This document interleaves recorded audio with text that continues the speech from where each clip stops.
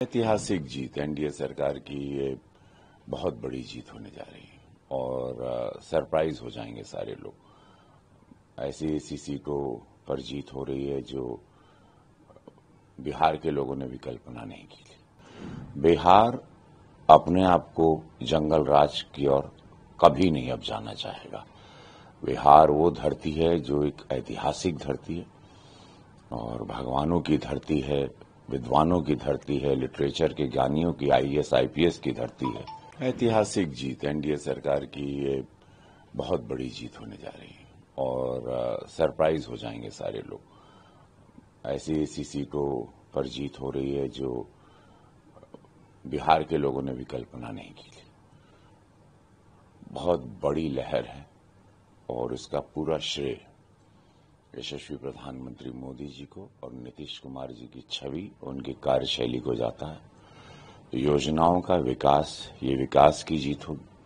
बिहार अपनी अस्मिता, अपने सम्मान के लिए वोट कर रहा है। माताएं बहनें अपने जीवन में एक रोजगार के लिए 10,000 रुपया जो खाते में, 1 करोड़ जो सरकारी नौकरियां मिलेंगी, 1 करोड़ लखपति दीदी, तो ये सारी चीजें, सारी योजनाएं एक बहुत भव्य रूप और स्वरूप ले रही हैं। बिहार अपने आप को जंगल राज की ओर कभी नहीं अब जाना चाहेगा। बिहार वो धरती है जो एक ऐतिहासिक धरती है और भगवानों की धरती है, विद्वानों की धरती है, लिटरेचर के ज्ञानियों की, आईएएस आईपीएस की धरती है। बड़े बड़े दिग्गज हुए यहाँ पर, बड़े बड़े योद्धा हुए, बड़े बड़े मैथमेटिशियंस हुए यहाँ पर।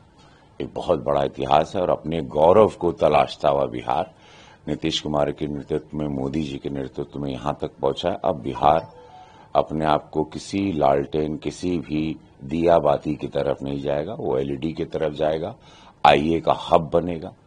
जो सिलिकॉन वैली में हमारे बिहारी बच्चे दूसरे देशों को फायदा देते हैं, अब हमारे बच्चे यहीं ट्रेंड होंगे और यहाँ से अब मुझे लगता है बिहार जो मुझे दिखाई दे रहा है एक ऐसी बड़ी छलांग लगाने वाला है कि पूरे देश को गर्व होगा इस राज्य में। जिस तरीके से सर बयान सुनने में आ रही कांग्रेस की तरफ से घटना को लेकर, प्रधानमंत्री के संपत्ति को लेकर के और तरह तरह के आरजेडी के समर्थकों की बातें आ रही है, रंगदार बनने के, इतिहास तो याद दिलाना होगा क्योंकि नौजवान जो पहली बार वोट करने जा रहा है उसको पता चले 20 साल पहले यहाँ क्या होता था।